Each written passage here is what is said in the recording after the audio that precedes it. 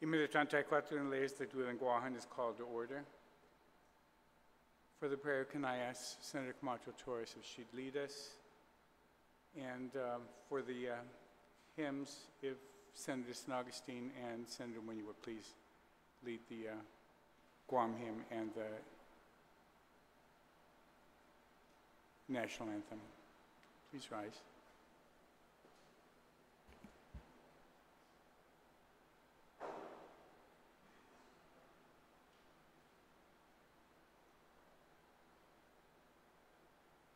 For the prayer.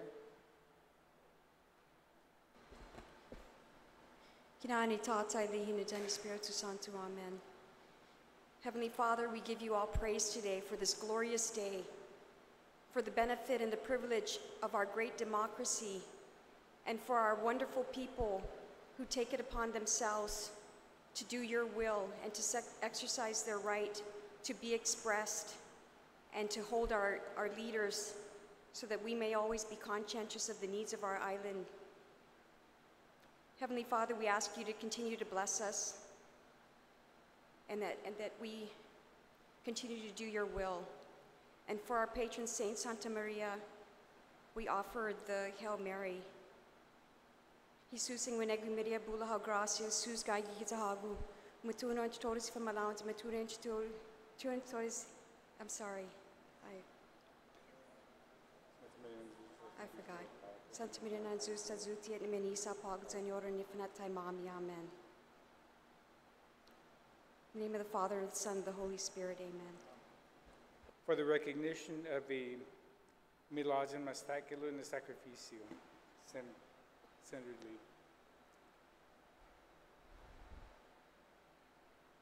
Lee. Imiladzen Mastaculo na Sacrificio.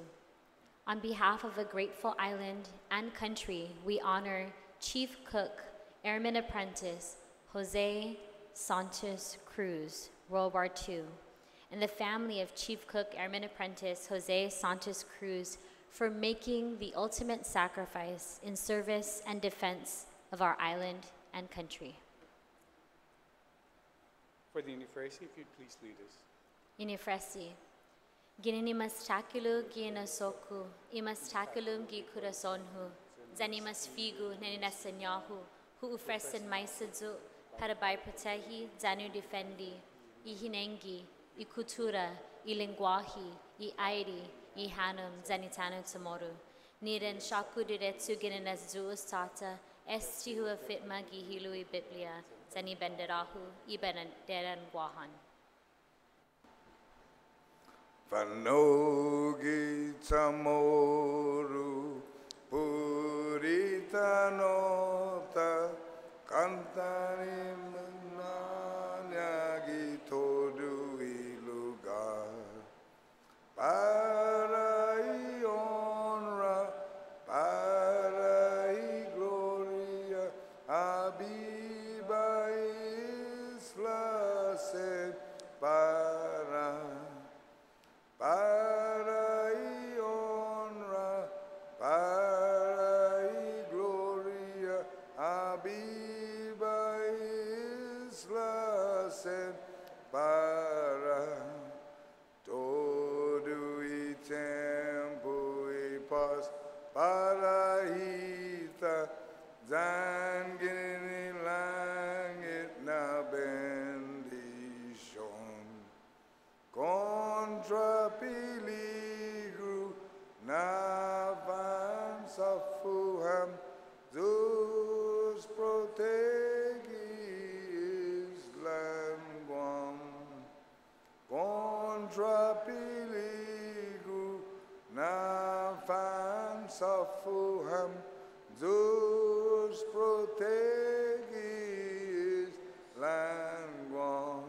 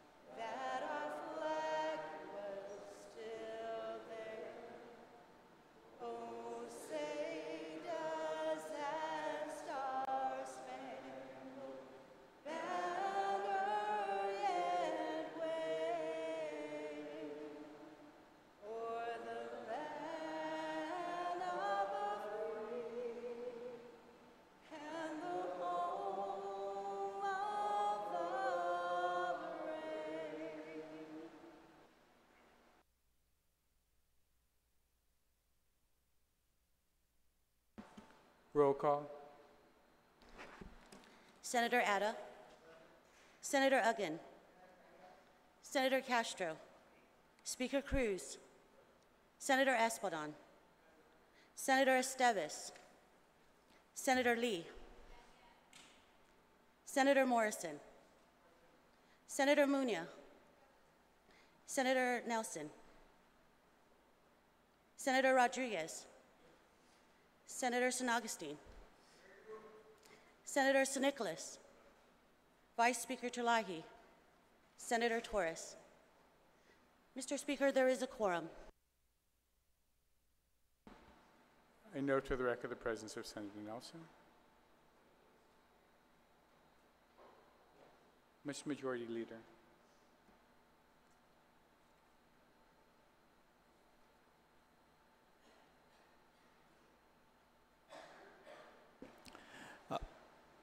Thank you, Mr. Speaker. I move to approve the legislative journals dated July 2nd, 2018, July 13, July 17, and July 30th, 2018, subject to corrections.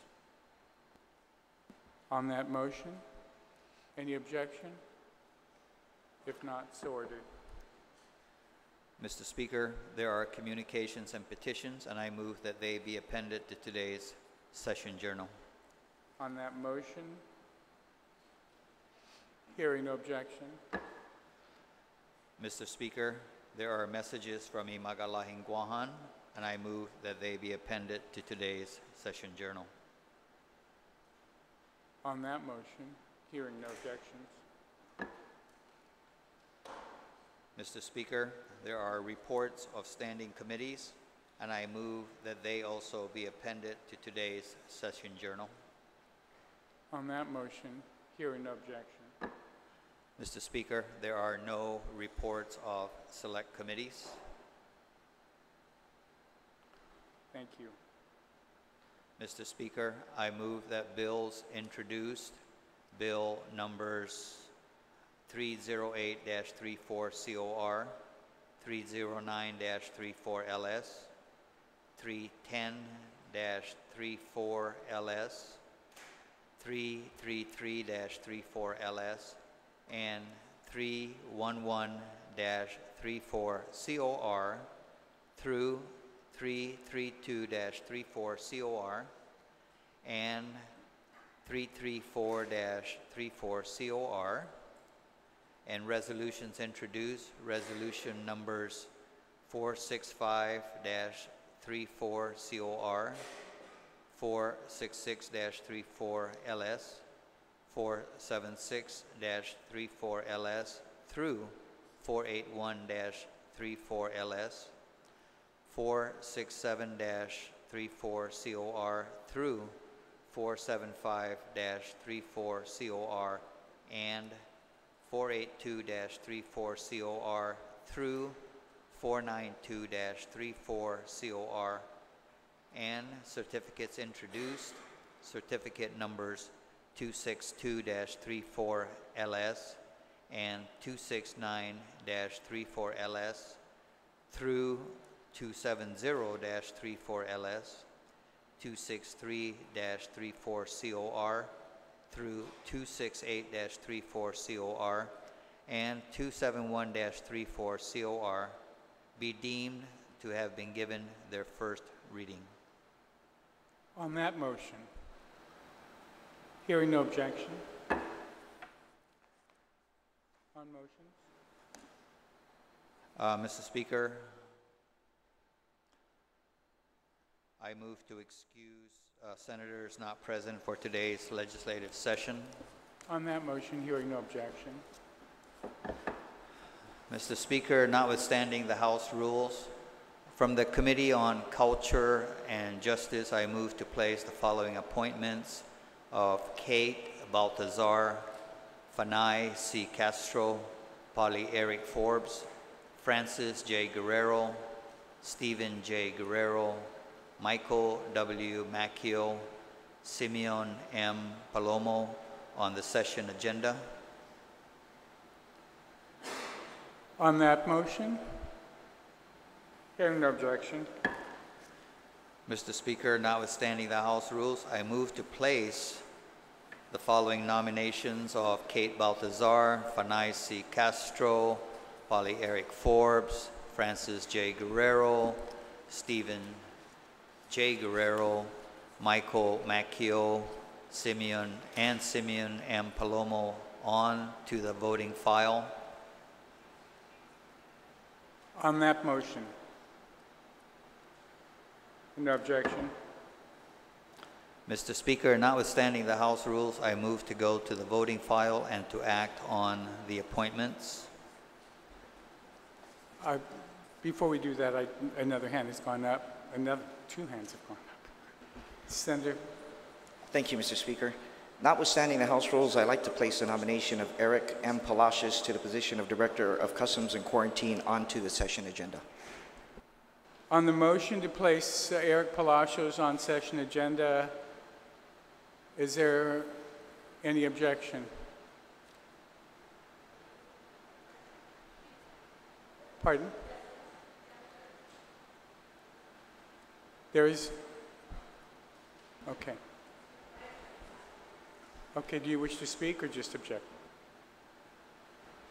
Just, Mr. Speaker, we've been hearing this out in the media. I've made it very clear the concerns that were put in place. There's no committee report, so I'd have to object. Thank you. There is a motion to object. All those in favor? Yes, do you wish? Mr. Speaker, I'd like to call for a roll call. Thank you. Roll call? Point of order, Mr. Speaker. Yes. Just for a clarification, and if we could have legal counsel's clarification, I just want to make sure we're not voting on something that is beyond our capacity to do as a notwithstanding motion in a rules capacity. But I want to make sure I'm not mistaken that there is an actual legal requirement for a committee report. It's not just a rule requirement.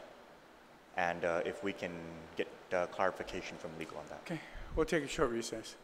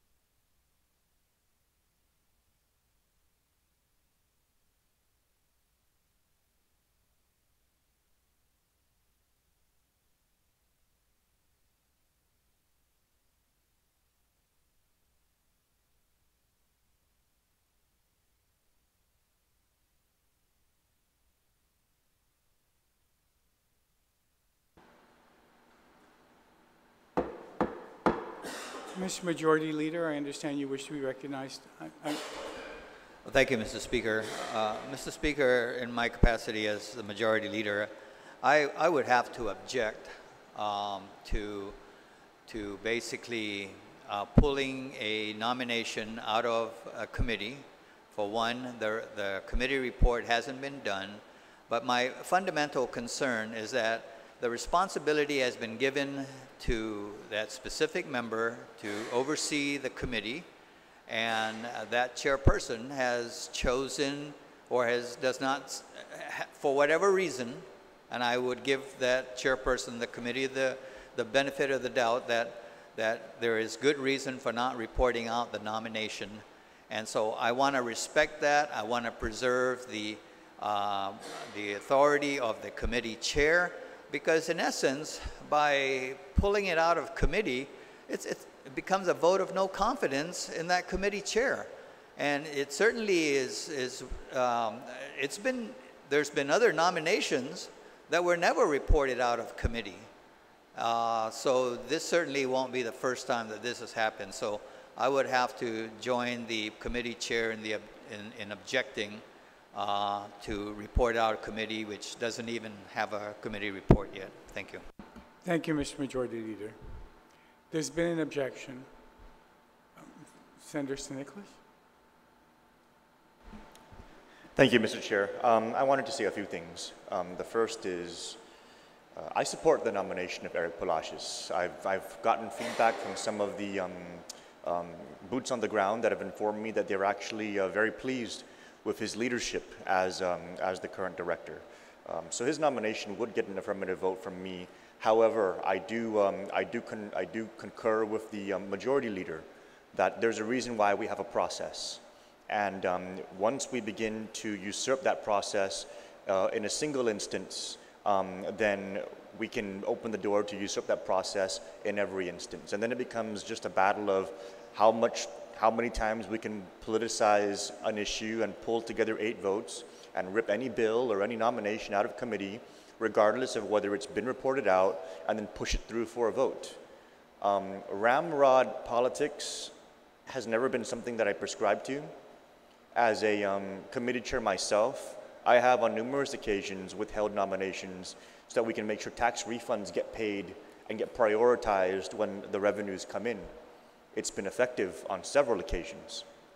And so there is a time and a place for committee chairs to be able to exercise the authority that they are granted under the rules. And regardless of how we feel about the nominee, the decision by the chair will be owned by the chair. And so if the chair chooses to withhold the reporting of the nominee, and that's part of our process, then the people of Guam will decide whether or not that decision was worth their continued support of that chair. And so just in a nutshell, Mr. Speaker, I do support the nomination of Mr. Palacios. If he is reported out and if he is put on this floor through our due process, he will receive a yes vote from me. However, I will not support usurping our existing rules and the existing powers of our chairs. That's critical for us to maintain order of this House. Thank you, Mr. Chairman. Mr. Speaker. Thank you very much. On the motion to place the nomination on the floor, there's been an objection. All those in favor? There's been a request for roll call. One request.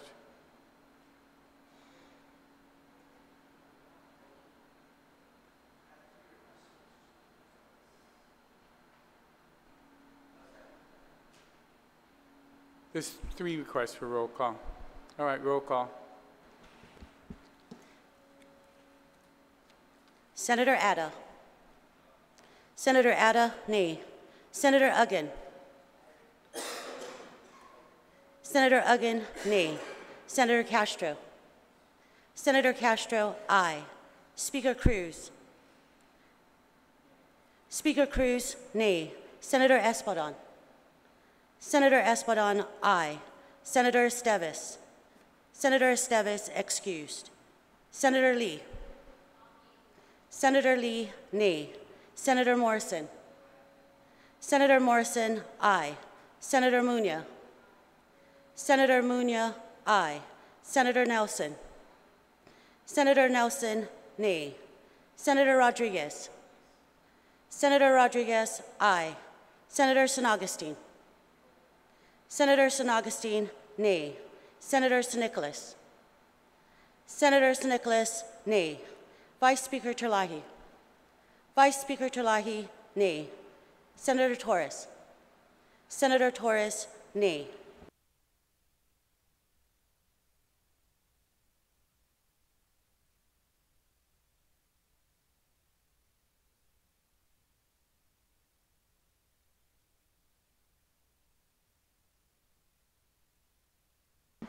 On the motion to place the nomination on the voting file, there were 5 ayes, 9 nays.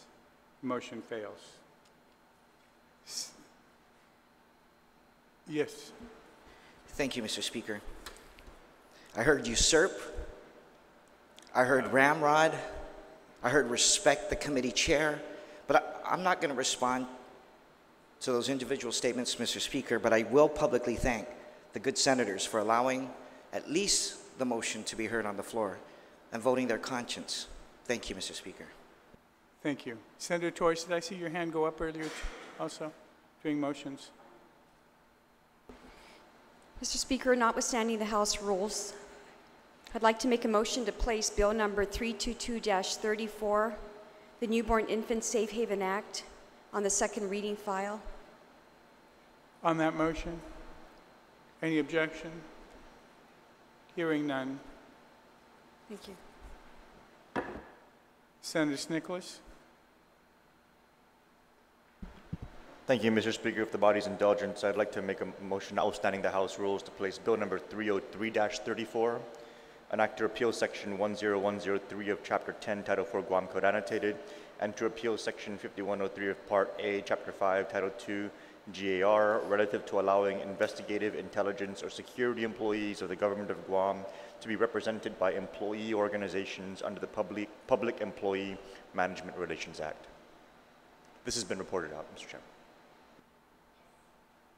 On that motion, any objection? Thank you. Mr. Majority Leader, on your motion to go to the voting file for the purpose of voting on the confirmations, did you?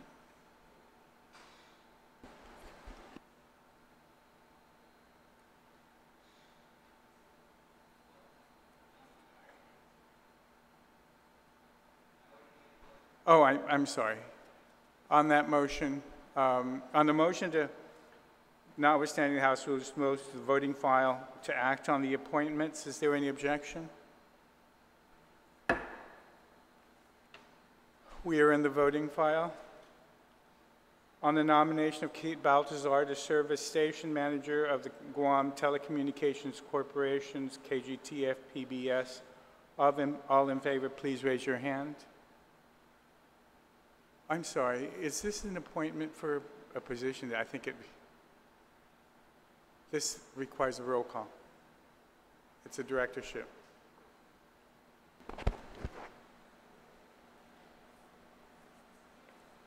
It's a directorship. Senator Adda. Senator Adda, aye. Senator Uggan. Senator Uggan, aye. Senator Castro. Senator Castro, aye. Speaker Cruz. Speaker Cruz, aye. Senator Espadon. Senator Espadon, aye. Senator Esteves. Senator Esteves, excused. Senator Lee. Senator Lee, aye. Senator Morrison. Senator Morrison, aye. Senator Munya. Senator Munya, aye. Senator Nelson. Senator Nelson, aye. Senator Rodriguez. Senator Rodriguez, aye. Senator San Augustine. Senator San Augustine, aye. Senator San Nicolas. Senator San Nicolas, aye. Vice Speaker Terlahi. Vice Speaker Terlahi, aye. Senator Torres. Senator Torres, aye.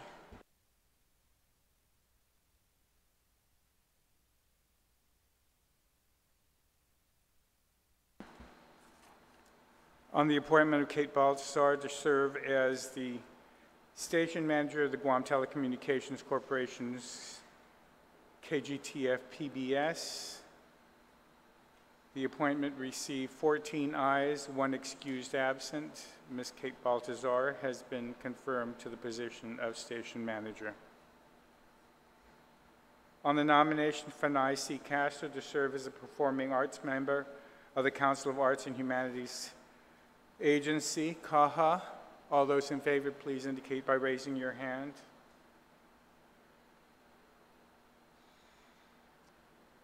Ms.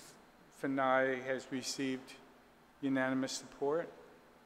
Oh, no, 1 excused absence. Fanai Castro has been confirmed to by this body. On the appointment of Polly Eric Forbes to serve as history representative of the Guam Historic Preservation Review Board, all those in favor, please raise your hand. Polly Eric Forbes has received unanimous support and is duly confirmed by this body. On the nomination of Francis J. Guerrero to serve as a member of the Council in the Arts and Humanities, all those in favor, please raise your hand. Francis J. Guerrero has received unanimous support and is hereby confirmed. On the nomination of Stephen J. Guerrero to serve as a member of the Guam Parole Board, all those in favor, please raise your hand. Stephen J. Guerrero has received unanimous support to serve on the Parole Board and has been duly confirmed. On the appointment of Michael W. Macchio to serve as architect representative of the Historic Preservation Review Board, all those in favor, please raise your hand. Michael J. Macchio has received majority support and is duly confirmed by this body. On the nomination of Simeon M. Paloma to serve as Guam History Representative of the course's Board of Advisors, all those in favor, please raise your hand.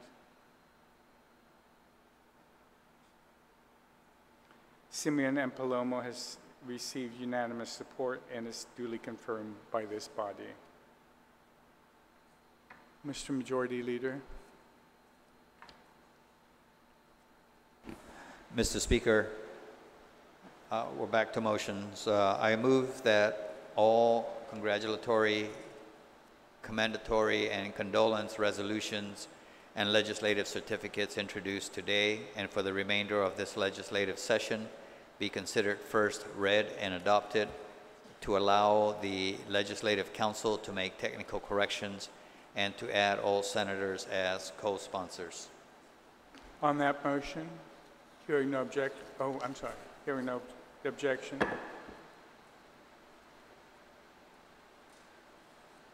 We are now in the second reading file.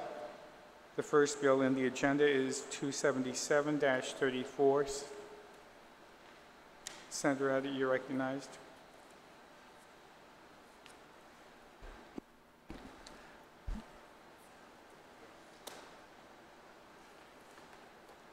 Thank you, Mr. Speaker. I move to place Bill 277-34 COR as amended by the Committee on Environment, Land, Agriculture, and Procurement Reform to place that in the third reading, and I wish to speak on it.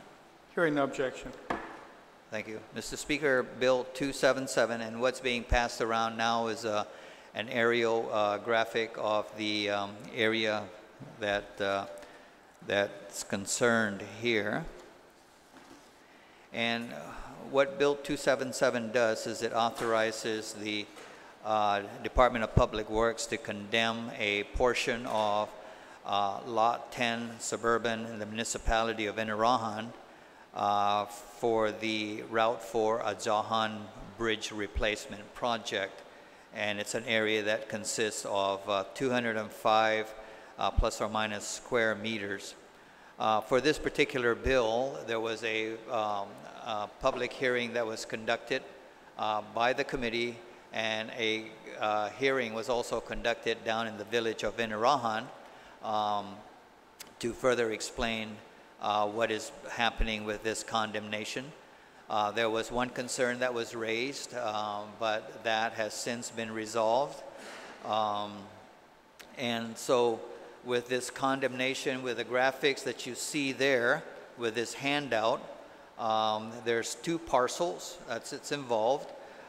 There's a parcel that will be permanently condemned, and then an area that's going to be temporarily condemned. So actually the government is going to, you could say, is going to pay rent on that piece of property for the duration of the bridge replacement project, and then we'll return that property back to the family. This property is that's being condemned is right at the boundary of Maritzo, where you see the proa that marks the boundary of Maritzo and Inarajan. The funds being used to pay for the condemnation is coming from federal highway, and so GovGuam funds are not involved in this case. Appraisals were made, and payments will be made accordingly. So what happens after this, of course, is that once if Bill 277 passes, then it will go to the court, where they would then review the condemnation to ensure that in fact the property owners have been given fair compensation. Thank you. Thank you very much, Senator. On the main motion, any senator wish to be heard? Madam Vice Speaker. Oh, minute recess.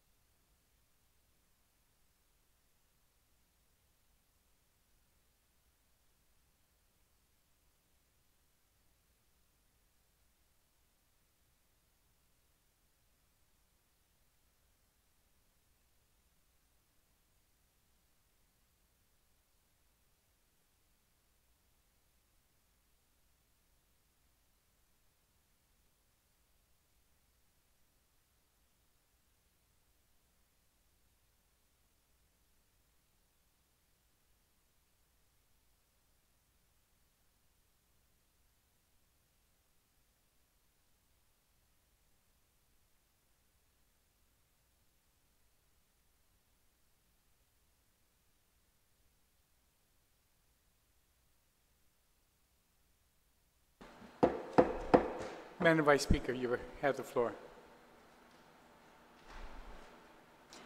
Thank you, Mr. Speaker. And I want to thank DPW for their work on this. They say that the bridge is in serious condition. And I just wanted to put on the record that I had also discussed with them during the public hearing my concern that this is another bridge to the opposite entrance of Maritzo from the last bridge that took years and years and years beyond anyone's estimation at the time. And I definitely just did not want to see that happen again to the people in Inarajan and Maritzo and Yamatic who need to go through this place, because I think we all can agree that was a burden they should not have had to bear for that long, and that I was hoping that DPW had this all lined up and that it would be as quick as possible. Their estimation was construction itself would take more than 400 days. And so I want to thank them for having that public hearing in Inarajan, because I had asked them that they make sure that the people understand this process, because I think they have every right to be very concerned that, that what happened on the other end of the village not happen on this end, because it's their thoroughfare to get to work and everything. I was also concerned that I guess I'm satisfied that DPW has done its diligence in finding families, and I think after the public hearing, they actually did find a contact a family member, because the issue was they could not contact anyone in this family or these families, because this is now under probate, and there's not an active probate. But I guess for other reasons, the probates are not proceeding, so they're really not able to resolve this through negotiation at this point. It would take much, much longer to do it that way. So they're going to condemn this property. I was also concerned because of our experience with the Elic Bridge reconstruction, and at the time, concerns were raised that when they redo the Elic Bridge, that they not wipe out the access to the ocean, the boat ramp that had existed for years there, and our really only boat ramp on that eastern shore. And as we all know now, we're suffering from a lack of a boat ramp on that side of the island. And so I had asked DPW to be sure that the access that people have right now to the water and to the surrounding land not be interrupted by this construction or the design of the bridge. My understanding is that the design is not complete. But, and also, this area is the beginning of the preserve. So I just know from personal stories that have been told to me that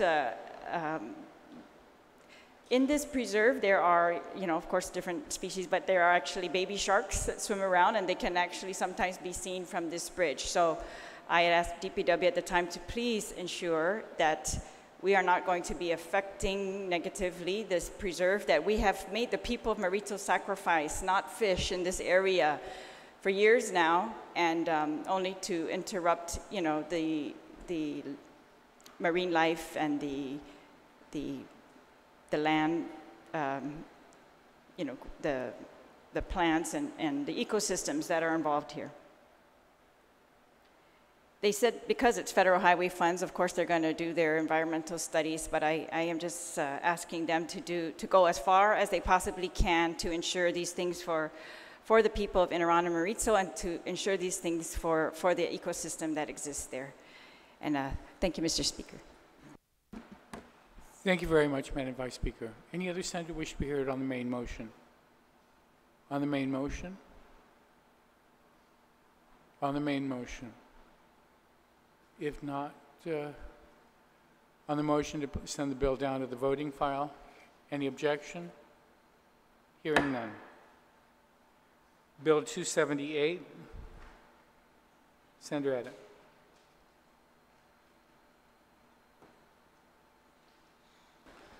Thank you, Mr. Speaker. Mr. Speaker, I move to place Bill 278-34 COR as amended by the Committee on Environment, Land, Agriculture, and Procurement Reform, and wish to place it in third reading, and I'd like to speak on it.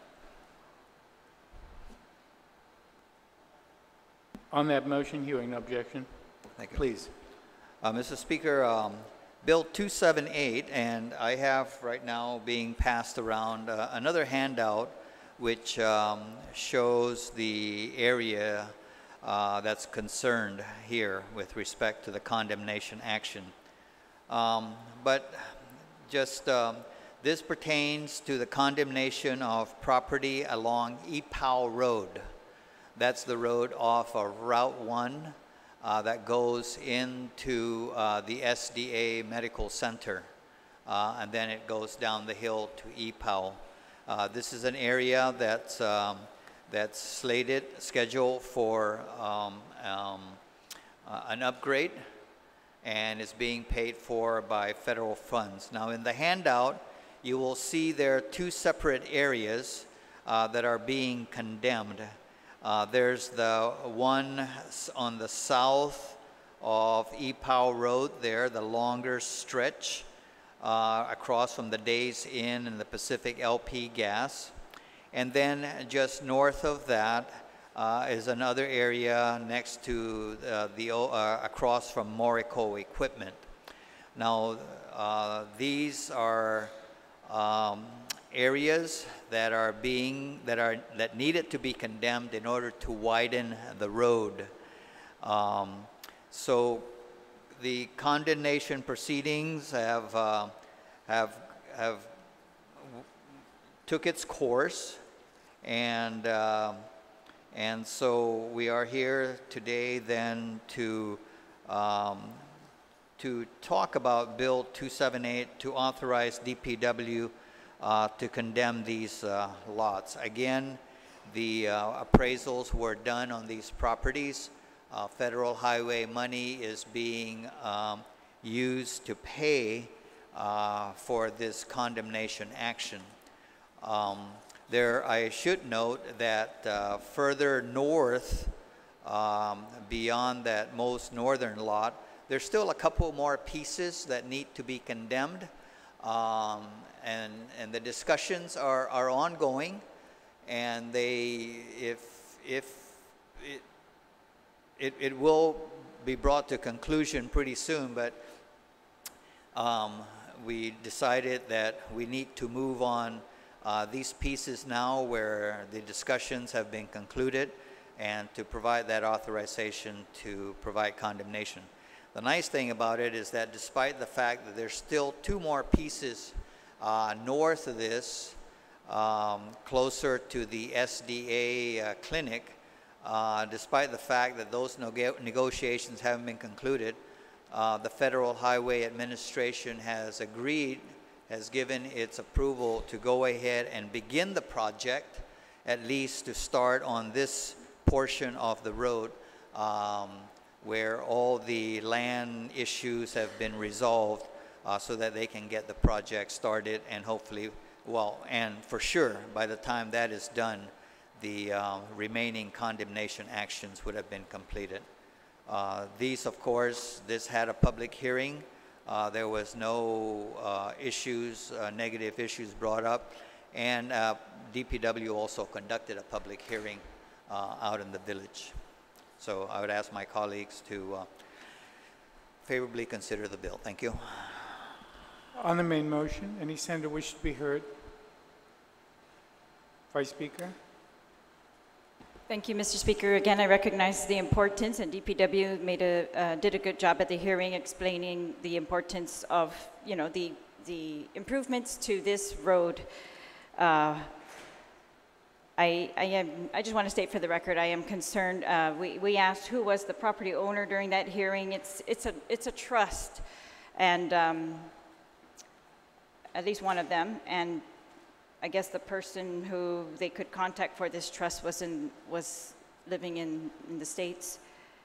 But I am just, it is concerning, and I guess we just need to think about a process going forward where we are depending on DPW to do its due diligence, to contact these families and to make sure, and it would be my preference that they were all represented in this condemnation or in the negotiation, as are the other families along the road that are negotiating sale of their property to the government.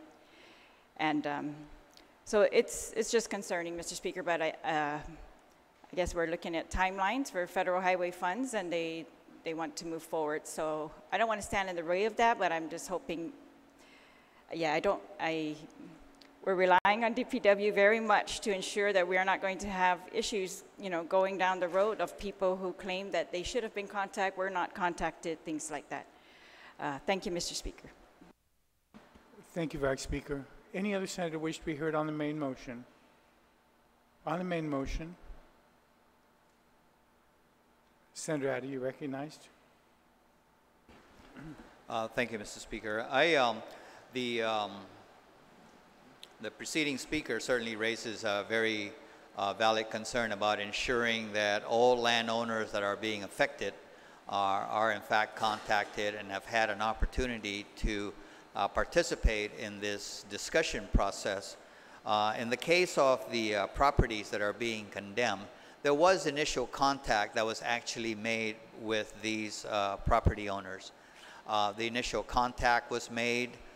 There was, in fact, agreement to try and amicably resolve the issue without having to go to the land condemnation process. However, after that initial meeting, nothing, you know, they couldn't contact the landowner. And so DPW was really basically then forced to exercise the other option of then going through land condemnation, and that's why we're here with Bill 297. And if things haven't been done fairly, certainly the courts will see to that. Thank you. Bill 278. On the motion, place 278 in the voting file. Any objection? 297, you recognized.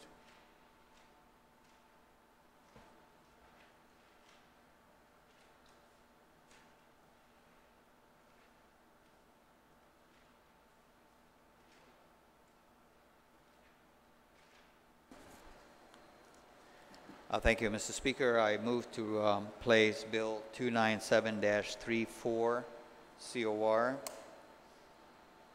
On that motion, hearing no objection, you In recognized. the third reading, and I would like to discuss it. Please. Thank you. Being passed out is a handout of, in this case, we're talking about a transaction wherein an adjacent landowner would like to buy an old bull cart trail, which is no longer serving the purpose, the original purpose of what that bull cart was for. And of course, by our laws, whenever we sell old bull cart trails that have no utility anymore to the public, then the funds that are received from this sale will then be deposited into the Chamorro Land Trust Land Infrastructure and Survey Fund. The piece of property that we're talking about is an old bull cart trail, a portion of it called the Old De La Corte Street. And that's located right across from the old Nissan Auto Company. Adjacent to it, you'll see there on the handout is the Axe Murderer dive shop, and then in the front, of course, are some of the other buildings. Now, for this particular piece of property, normally what would happen is the adjacent landowners would be given the option to buy half of, a portion of the bull cart trail. But in this case, the surrounding property owners are basically one and the same. And you'll see on the second page there who the property owners are. One of them is owned by EC Development. On the beach side, that other property is owned by EC Development. And another piece there is owned by the Calvo family. So, so what Bill 297 does then is it authorizes the sale of this old bull cart trail, and an appraisal. Now, normally with these properties, an appraisal is required, and I will point out to the body that Public Law 2 GCA Section 2107B regarding appraisals specifically says that these sort of transactions, the bill will not make it on third reading unless there is 2 appraisals. I will say this, that there's only one appraisal that has been completed so far. It appraises this piece of property to be sold at $90,000. The second appraisal has already been completed. It's just awaiting the report to come out. So I would leave it to the body to decide whether they want to move forward with this or, set it aside. But that's where it is. We were able, and unfortunately, appraisals are, it's not something that you can go knock on an appraiser's door and hope that you can get a turnaround within a couple of weeks. The appraisal services are in high demand, and so it has taken quite a bit of time. And so I asked the body, notwithstanding, to allow this bill and favorably consider it for the benefits that it will bring. One, it would certainly inject $90,000 into the Chamorro Land Trust Infrastructure and Survey Fund. 2, it would turn this piece of property that measures about, about 316 square meters into tax generating property, rather than just sitting there and not generating any revenues for the government. So I would ask the body to consider that and allow it to go forward into the voting file. Thank you. Thank you. On the main motion, Vice Speaker, I saw your hand go up. Yeah, you're recognized. Any other senator after the Vice Speaker? Senator Torres. Mr. Speaker, I would actually ask that this be set aside, and not exactly for that reason, with the lack of the appraisal, but because the way the bill is written, it says that this bull cart trail that according to the map looks to me like it is the way to that property in the back. So the bill says that said owner, the new owner who we sell this piece of property to, this bull cart trail, shall not cause a situation that would landlock the contiguous lots. And the mechanism, I guess, to do that is that we're going to offer the contiguous land owners an opportunity to purchase a portion of this bull cart trail within 30 days from enactment of this law. And I'm not even sure, I guess I would have to ask the sponsor of the bill, if the contiguous landowners have been notified, like they, I don't think that was a formal part of this process. And for them to, come up with money to purchase this in 30 days, we don't know the estimate of that, and I'm not sure their capability, but I guess I'm just a little concerned about this. The Department of Land Management submitted written testimony asking that we ensure that, of course, and that we ensure that additional language be placed into the bill to require a consolidation survey map be prepared and approved no later than 90 days from the purchase. The bill talks in Section 5 about approval and recordation of a consolidation map, but it doesn't say who's really going to bear the burden of that. And I guess I would ask that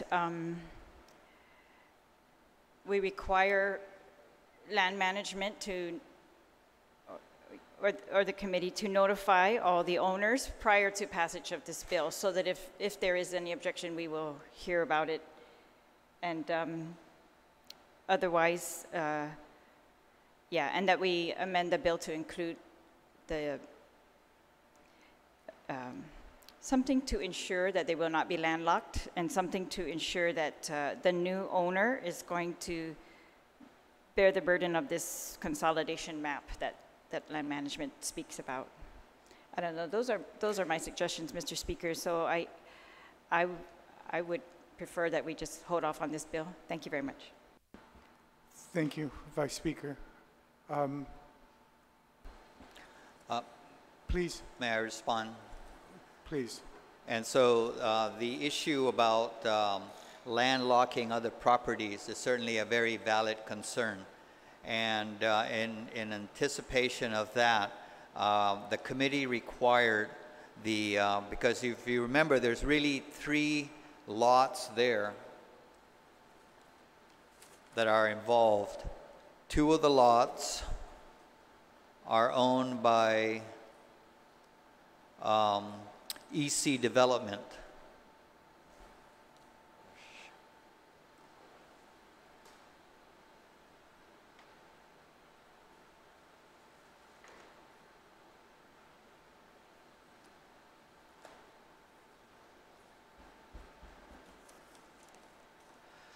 So the lots involved is lot 1047 New, that's owned by EC Development.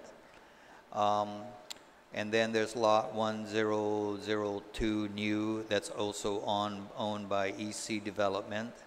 And then there is lot 10506 New, which is owned by Eduardo Calvo, Tina Calvo, and all these other Calvos. So what they've done is they have executed, and I can get a copy of this made. It's a consent to transfer land, and basically they acknowledge that by buying this, it becomes private property. There's that and it's signed by all of the 8 landowners.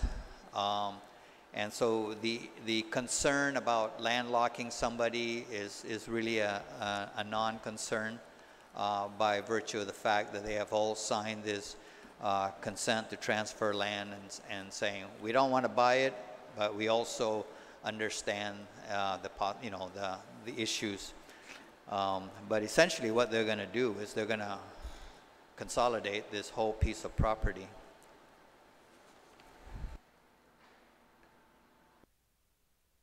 Thank you very much. Let's hear from Senator Torres, and then we'll come back to you, Vice Speaker. Senator Torres, did you wish to be heard?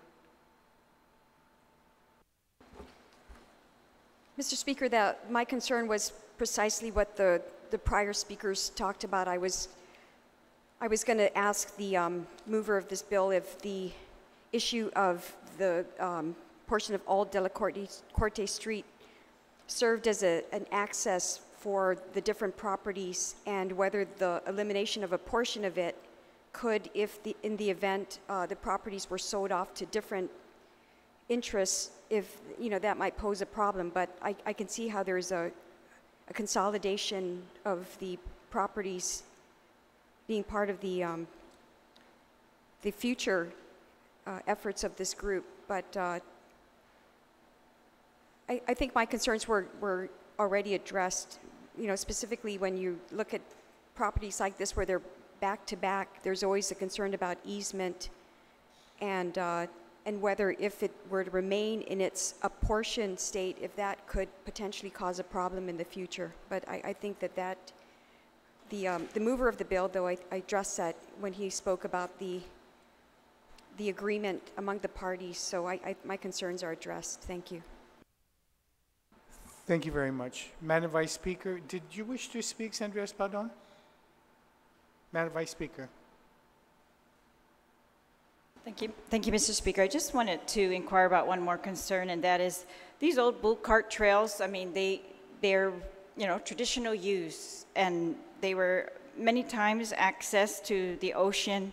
And I noticed that we're talking about beachfront property along Marine Drive in East Agana, or Agana even, right adjacent to Paseo. And I just want to know if there is any access, and it looks like they're going to consolidate these lots, and perhaps some development is going to go up there. But this is a huge benefit that the government is giving them to sell this property that's in the middle of their separate lots. And I'm wondering if, in turn, the government, is there any access, ocean access, like we require of our big developers, the hotels, and if there is an ocean access that, I can't see it on this map, but if there's any that exists in this area, Mr. Speaker.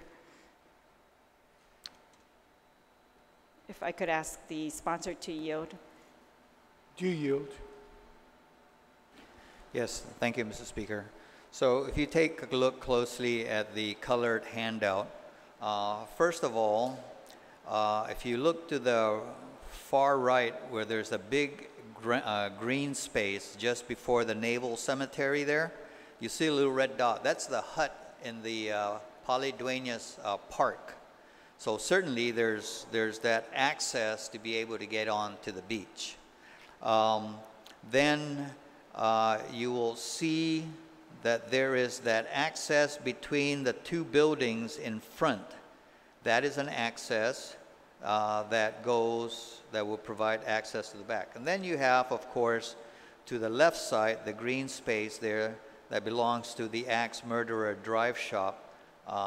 That certainly, I presume there will be access to get back to the beach. But I would think that, really the access that's available would be through the Padre Palomo Park, and then between those two buildings. The east, this De La Corte street that is being sold is a bull cart trail that runs east-west. So it isn't a bull cart trail that goes out towards the ocean. And I should also point out that to the left of that bull cart trail, the green space there, that used to be the extension of that bull cart trail, which many years ago was also sold to the owners of that property and was authorized by the legislature. Is that property to the left the old coffee shop that's vacant right now? Is that what that is? That's correct. The one to the far left that's open, that shows an open space, that's the one, it's an old coffee shop. I guess I'm still concerned, Mr. Speaker. We're telling, this is an area, if I understand correctly, then adjacent to the Padre Palomo Park is where the paddlers, and I know the sponsor's a paddler, maybe he can inform us better, that they are now using for access to, for their canoes because of the restrictions that have been placed on them over at the Paseo. And I'm not sure if they are just using that through the courtesy of a private landowner, or if there really is some secured government access through there. So the green space, that's where the canoes are currently being parked alongside the beach, actually that's private property. And so the property owner, and the front side belongs to is a Chamorro Land Trust property. On the backside and around it, that's basically where the paddlers access to get to their boats and to launch it. So they certainly have no problems with accessing the area.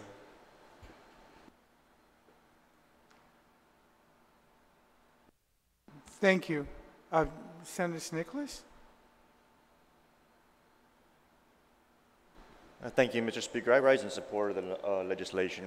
When you evaluate the map very closely, this easement isn't even an easement. It's not even a public access. It's a big chunk of government land that actually is obstructive. You can't get into it. There's no access into it. It doesn't provide any access to the beach.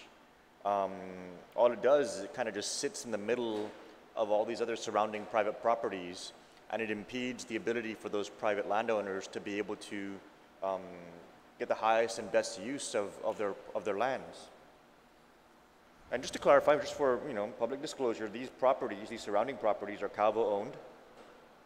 Eduardo Calvo to the top left, to the top right. EC Development Inc., which is Eduardo Calvo Development Inc., to the bottom left and to the bottom right.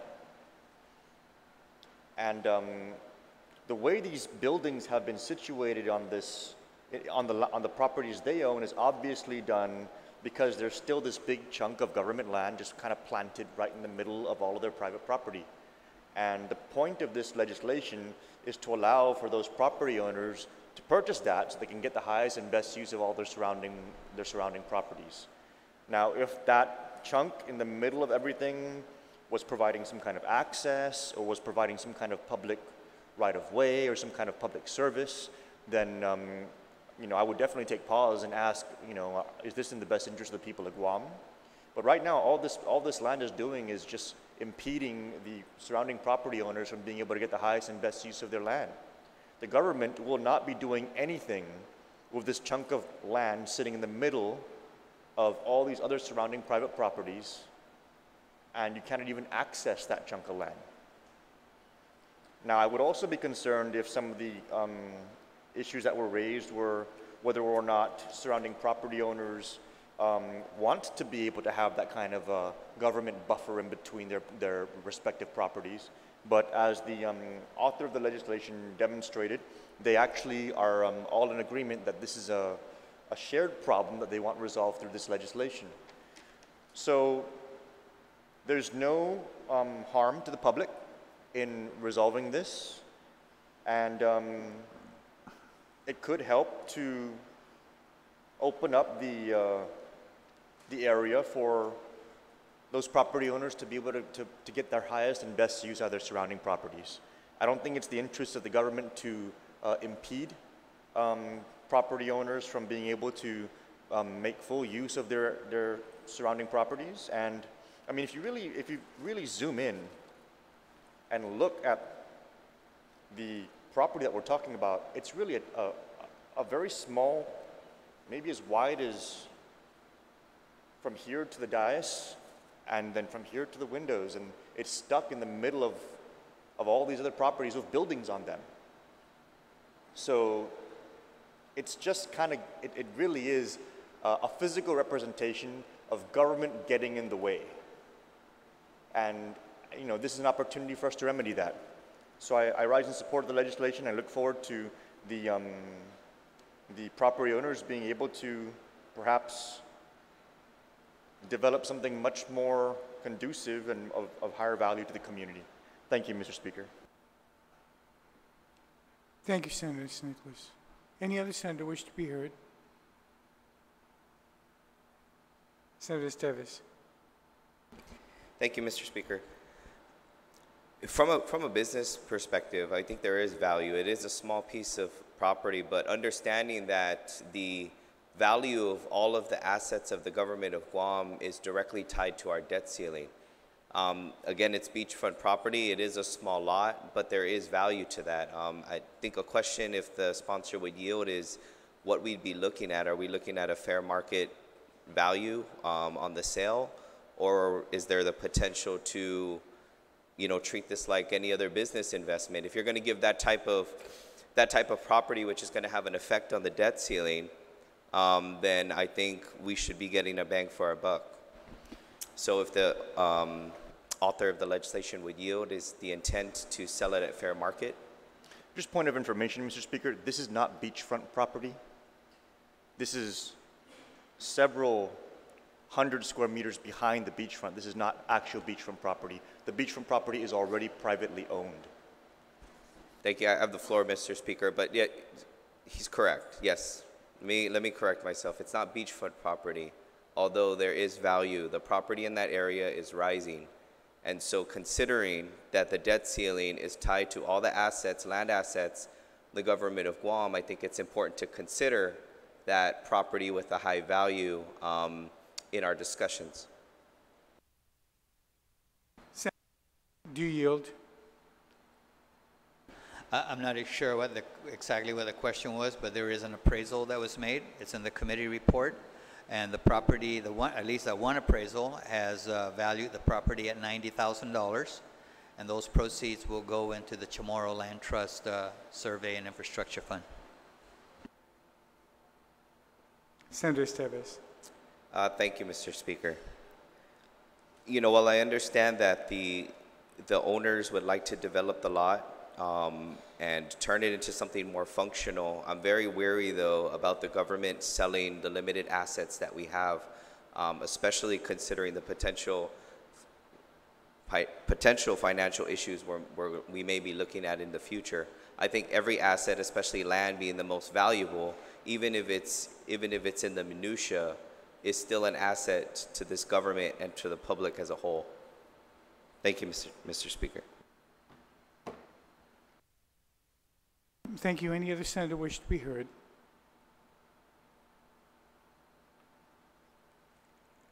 Madam Vice Speaker, you still look quizzical.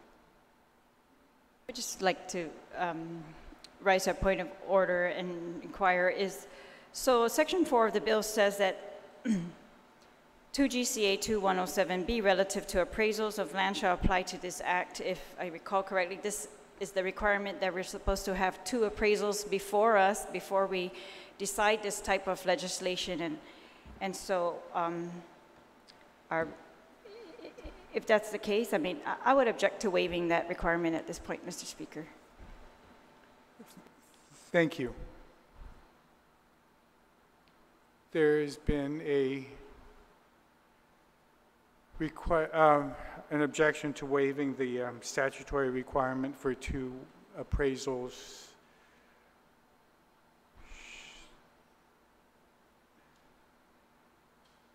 Should we break for lunch? I'm looking and I see so many of our colleagues aren't here. I don't want to call a vote with. Mr. Speaker, maybe we can set it aside and move on to the next bill. Okay. And, thank you. Okay. All right, so we'll set 297 aside and we'll move on to 298.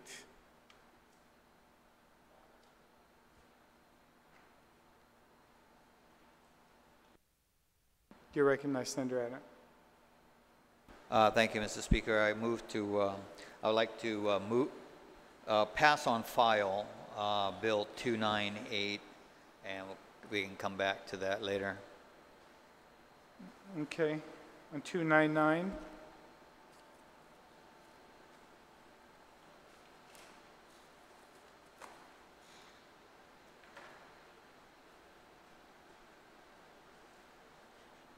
Thank you, Mr. Speaker. I move to place Bill 299-34 COR as amended by the Committee on Environment, Land, Agriculture, and Procurement Reform, and place that in the 3rd reading, and I'd like to discuss it. On that motion, hearing no objection, you're recognized. Thank you. Mr. Speaker, this bill proposes to authorize the Magalahin Guahan to exchange area for area, 223 square meters of Chamorro Land Trust property in the municipality of Santa Rita with 223 square meters of privately owned property in Santa Rita to correct mutual encroachments and to provide easement access to Chamorro Land Trust property. So if I can direct your attention to the handouts, the first page basically shows you the area that we're talking about. This is a small area that on the road that goes into Santa Rita Village. On the second page, it shows basically the areas to be exchanged. As you can see in the handout there's that triangular shaped piece of lot along the road that's colored in blue. That's the privately owned property that belongs to Mr. Kinata. Now, what's happening is the properties in the back that's outlined in blue, those are Chamorro Land Trust properties. And to access those properties, there basically has been an access road that's being used, which goes right into that private property there. Conversely, you'll see there a house on lot 214, and when they built that house, they have encroached into Chamorro Land Trust property. So the situation we have here is Chamorro Land Trust is using this Mr. Kinata's private property to be able to access these Chamorro Land Trust lots, and Mr. Kinata has, when he built his home, encroached into Chamorro Land Trust. So what the bill proposes to do is to exchange the same area per area, to basically, he's willing to give up that area that's colored in blue in exchange for the area that's covered in orange, so that then the house is no longer encroaching, and so it's a win-win situation for both parties. There's no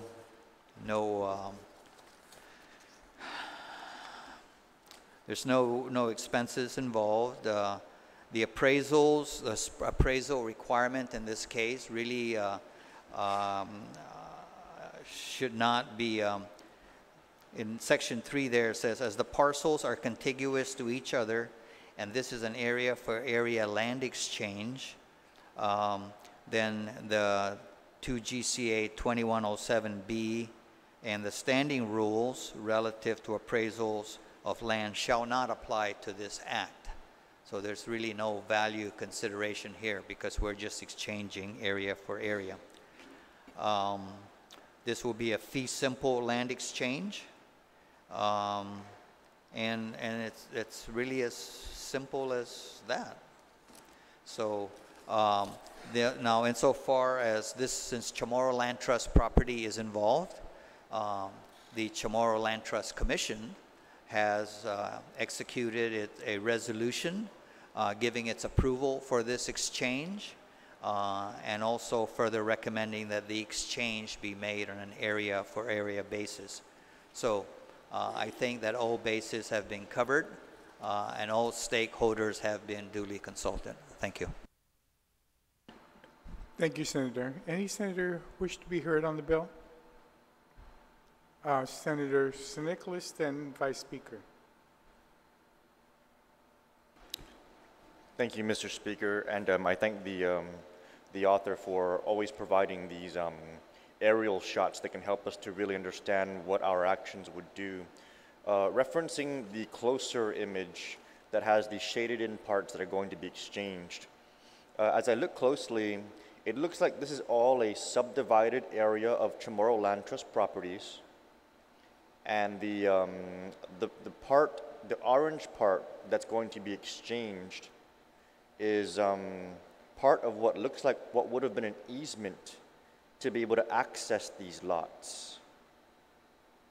Could I pose these as a series of questions, Mr. Speaker, to the author? Please.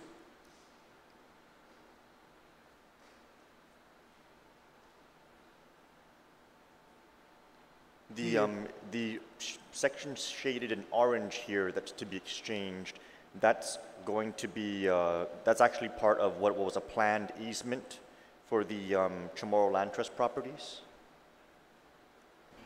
That's correct, but that easement was supposed to have gone actually straight out. It wasn't supposed to curve out, but the reason why the current access is curving there into the blue area is because along the road there, if you were actually going to go use that easement as planned, that's a big ditch. Okay, and so in further referencing the image, I see like a yellow outline kind of curving around. Is that where the new planned easement is going to be for the properties? To be able to fully access all the other lots? That's correct. Okay, and then my only other concern then is, as that curves into the lot 243 REM3 with an area of 2,023 square meters, is that going to adversely affect the square meters of that lot, or is there going to be some kind of an offset? No, because again, he's giving up the 200. What was that? 243 square meters in front, and he'll be making up for it in the back, where the orange area is. So basically, the blue area belongs to him. What did I say was the? So they'll have a little chunk of road front property, right there on the blue shaded in part. Yes. And that will be for benefit of lot 243 REM3 that's being impacted by that new curve in. Can we? I think it's kind Can I of. have a 1 minute recess, Mr. Speaker? Short recess.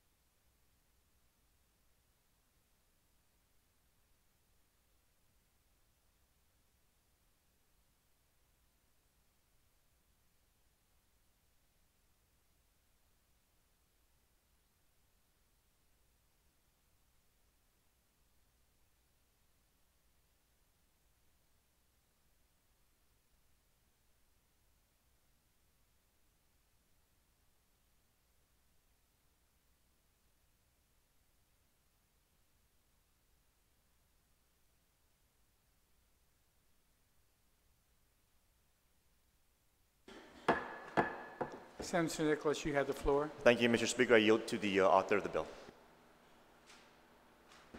Thank you, Mr. Speaker.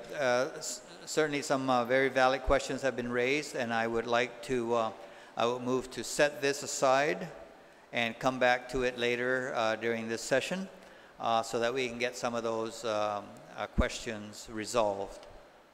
Thank you. Thank you.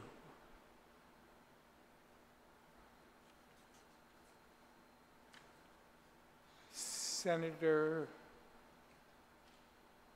Torres, you're recognized.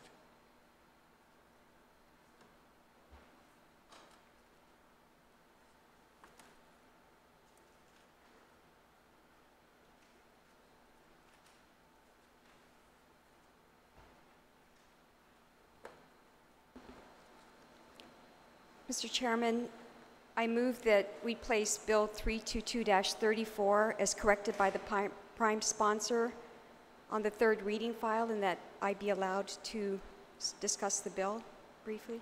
On that motion, hearing no objection. Thank you. Bill 322-34 is an act to add a new subsection C to Section 3130 of Chapter 30, Title 9, and a new Article 5 to Chapter 13, Title 19, both of Guam Code Annotated, relative to establishing a defense to prosecution for child abandonment, protecting newborn infants from harm by providing a safe and anonymous means for mothers in distress to relinquish the baby to medical professionals, to be known as the Newborn Infant Safe Haven Act. Mr. Speaker, the Legislature in Guam finds that Guam has experienced an increase in the abandonment of newborn infants under unsafe circumstances, and that it is in the best interest of the community to protect newborn babies from such circumstances. The intent of Bill 322-34 is to update Guam law. The bill will relieve mothers from criminal liability for the act and allow mothers to remain completely anonymous.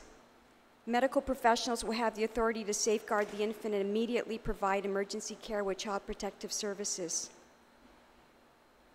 Essentially, this bill should reflect our collective common conscience and our moral aspirations as a people, while remaining flexible enough to adapt to the evolving needs of our people as we face new and different challenges.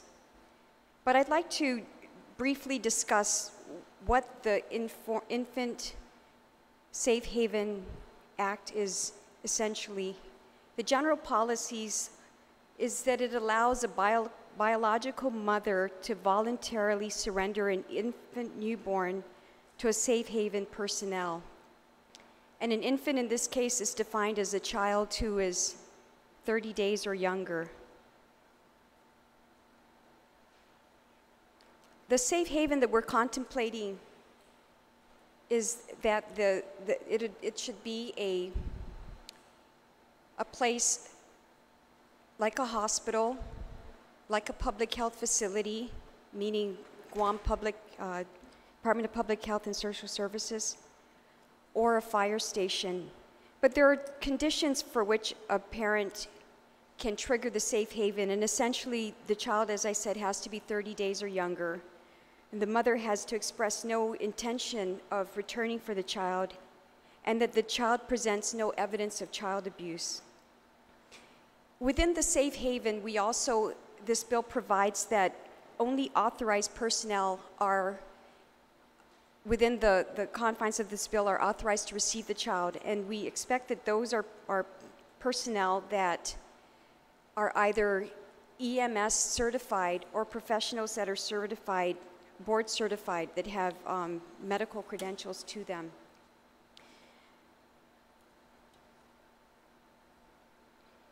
So the personnel, again, would be those people either licensed under, they're licensed to practice the healing art,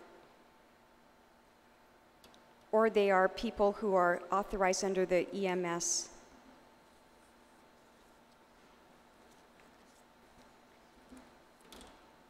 I ask that my colleagues consider this bill.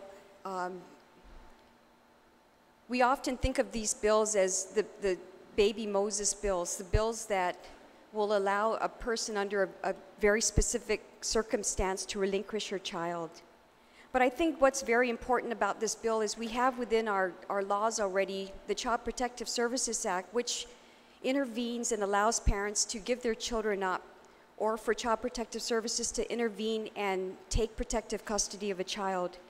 But the beauty of a Safe Haven Act is it gives the mother who's in a very dire predicament the option of rescuing her child and relinquishing her child, and to also not suffer the added burden of having to reveal herself if she so wants. So confidentially is, anonymity is afforded her and confidentially is afforded her. What I also want to touch on very briefly in this bill is what that protective custody is. Essentially, when a child is presented to a safe haven and accepted by a safe haven personnel, the safe haven will assume protective custody of that child and will automatically bring that child to a hospital so that it can receive the proper medical attention if needed and an evaluation. And at this point also, the child is presumed covered under Medicaid. So there's no question about who is going to be liable for treating this child. And then within 48 hours, the mother has the opportunity to change her mind. At this time, the mother will have been given some identifier so that she can link up with her child within 48 hours. And it also allows, in the situation where if there is a parent involved, a father involved, that the father can also assert his parental rights if he wants to by indicating that within 48 hours that he is the father, making himself known to either CPS or the police department.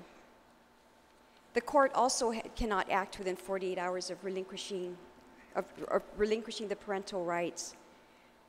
But what this also does is it provides also the reunification for a mother if she so wants to. The beauty of the Safe Haven Act, when you think about all the concerns that have arisen, this bill really is not a bill to legislate morality in the sense that we're now trying to judge a mother in distress or whether parents should have more responsibility for over their children.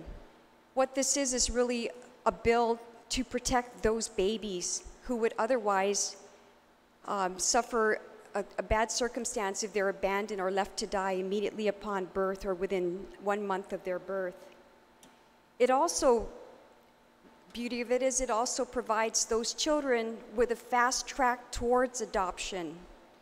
In talking to many of the people from Child Protective Services and people that are familiar with the foster care system, one of the hardest things that they've had to deal with is subjecting children to the foster care system, where at times they're bounced around. Even if they're on an adoptive track, it at times takes a while because of the relinquishment of parental rights. In this case, with a Newborn Safe Haven Act, it fast tracks that relinquishment of parental rights within 48 hours, so that a child can not only be cared for immediately, be identified for adoption immediately, but I think most importantly, it allows that child to get into a loving and protective home much quicker than if it went through the normal adoptive process. And as we know, there are many children ranging in age from 2 months to 17 years who are in the foster care system. A lot of times it is those infants that are most desired by adoptive parents. And so if we can give them the opportunity to get in have their parental rights relinquished right away so that they can enter into that system, the better for them. But I ask everybody to please consider this. The Newborn Safe Haven Act concept is nothing new. It is nothing novel. It is a very common piece of legislation that is adopted in some form across all 50 states. I think it is time that Guam has such a consideration. It is not meant to wake sleeping giants. It is not meant to circumvent our moral obligation to be responsible for our reproductive health, to be responsible for our babies. It is really a moral question about what do we do when we have that pressing circumstance where children are sometimes left to die. What can we do for those sorts of circumstances? And this bill is that act. It is that measure to try and look at a very specific type of circumstance and to do what is right. And unfortunately, Guam has not perhaps had to think about this because we've always had a situation where our children were very lovingly and easily adopted by extended members of the family. But we do know that times have changed, and we've been presented of late with circumstances where some children fall through the cracks, and it is those children that we want to protect. And we also want mothers to know that when they're in very dire situations, that notwithstanding what we already have in place to help them, that we are going to go one added measure for them so that they don't have to incur the shame or the blame of making a mistake, but wanting to rectify their mistake by doing good for their child in this one desperate act. So I ask my colleagues to please support this measure, Bill 322-34. Thank you, Senator Lee, then Senator Munya. Any other senator after these two? Thank you. Sidus Masi, Mr. Speaker, and I also like to thank the author of this legislation for bringing it forward. During our committee proceedings and our public hearing on this bill, many people came out and voiced their support for this bill. There were some concerns that were raised, and I think that the sponsor of the bill did a good job of addressing it, as well as some of our community folks were able to address some of that. And I just want to share a few points with some of the people who provided testimony. On behalf of the Guam Fire Department, they submitted a written testimony, and I quote, "The Guam Fire Department is in full support of this bill with the belief that newborn lives will be saved by encouraging parents to surrender infants safely, providing an alternative to abortion, infanticide, or child abandonment." And so I think that really speaks to the heart of this bill. In addition, the Deputy AG, Carol Hinkle-Sanchez, also came out in support and provided supportive testimony and was able to answer some of the questions from the public as well about this bill. And she gave a little history on it. And she also, as the retiring speaker had mentioned, she mentioned that policies like this are already in place in all 50 states and Puerto Rico. And so we're really not reinventing the wheel here. This measure is one that would provide preventative and protective measures for newborns. And that's really the focus of this bill. And so I rise absolutely in support of this bill. I think it also provides some immunity from liability for our providers. So that would be the Guam Police Department, the Guam Fire Department, and of course CPS. And so it just provides a safe alternative for these parties.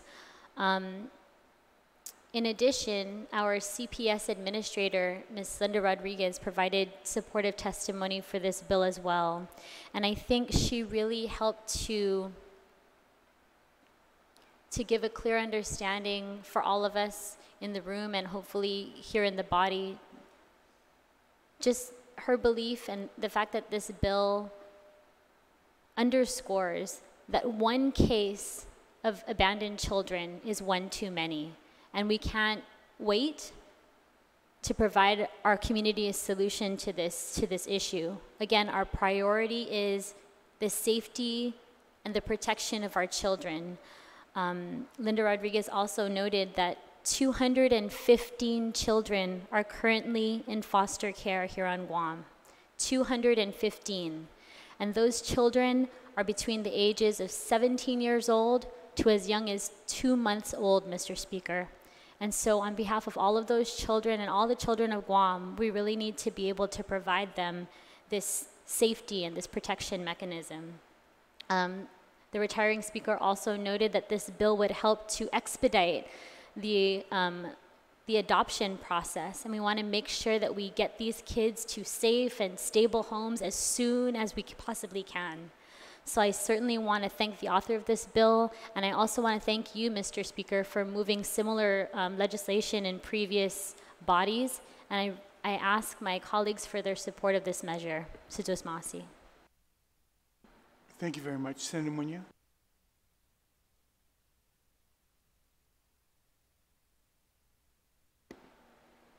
Thank you, Mr. Speaker.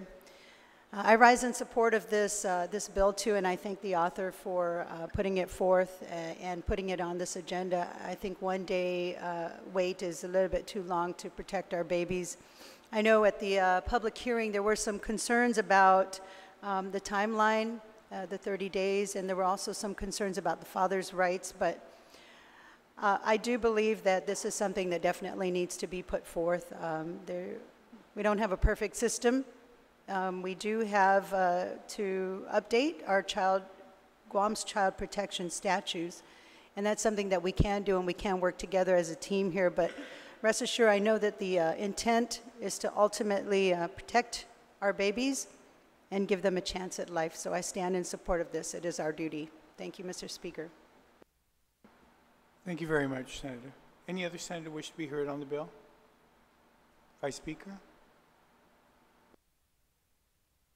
Thank you, Mr. Speaker.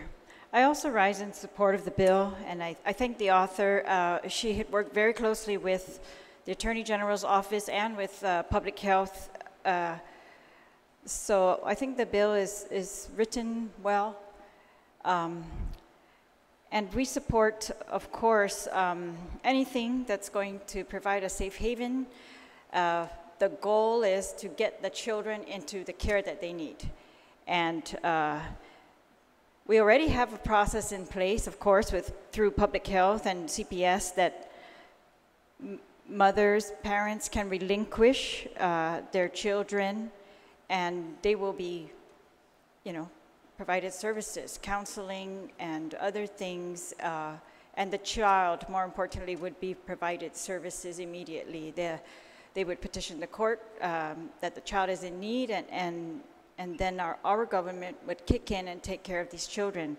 The difference with this bill is that it pretty much fast tracks that process and would actually allow not just, because a child would already could be placed in foster care, but it fast tracks adoption. And that's according to the CPS testimony. And I guess the adoption process is already used, but the timelines are longer, and they find that the biological fathers before they do this. So I'm a little bit concerned about this fast-tracking adoptions only, again, in light of testimony that we have currently, as the previous speaker said, more than 200 children currently in foster care. That means they have not been adopted. They may be in foster care for years or have been in there for years. We also have children, and they didn't talk about this at the hearing, but we talked about this in a prior hearing, that there are many children who are in shelters for children on Guam, run by public health, contracted out, and for them there is no foster care available. And that, I just think it's a huge responsibility that the government should take on, but it has to really do this with open eyes, that there's a huge responsibility here that we will be impacting mothers without the opportunity to counsel them, as is the current practice. They're counseled, they're provided services. Sometimes, the child is given the service it needs, and eventually, the mothers and families are reunited because, they're able to get over their circumstances that that made them want to relinquish the child in the first place.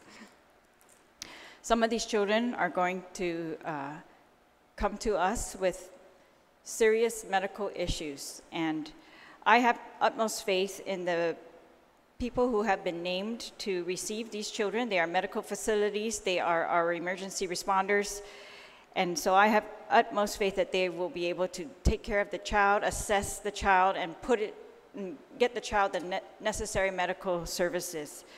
But this is another, it's a huge stepping up by the government in a very expedited fashion.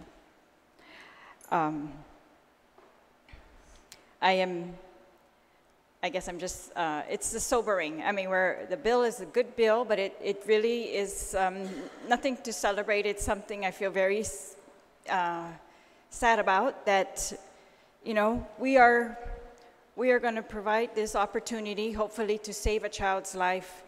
But there's so many parts of this equation that we still need to address. We still need, you know, to take care of these mothers, counseling the parents, both of them, that I read some of the prior Department of Public Health testimony in a prior bill as to why they objected to this years ago.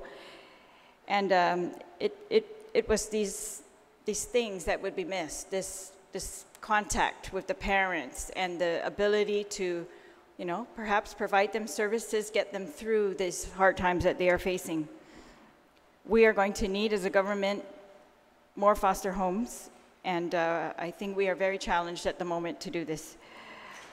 We need adoptive families, not just for the very healthy newborn babies, but we need adoptive families for those who have been in this system for a very long time, because they have challenges that you know, just puts a lot more challenge on an adoptive family for those children.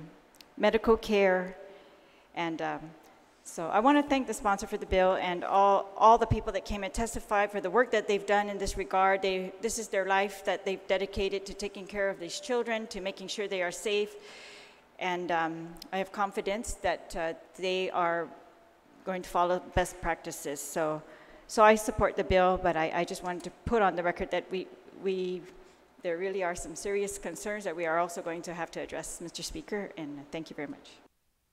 Thank you very much. Any other senator wish to be heard? Senator Espadon. Thank you, Mr. Speaker. Mr. Speaker, I fully agree with the intent of protecting the newborn babies.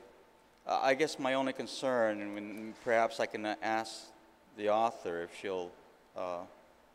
if she allowed me to ask the question, and that is the issue of the 48 hours. Under this bill, if this should become law, the mother who gives up her child